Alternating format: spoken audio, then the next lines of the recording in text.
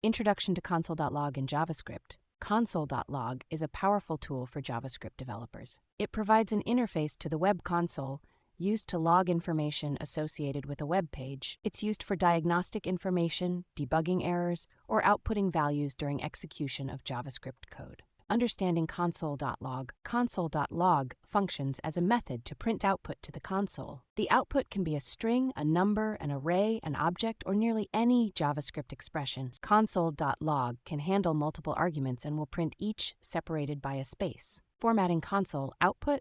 Console.log supports various ways to format the output. One common technique is using placeholders like %% for strings, debugging with Console.log.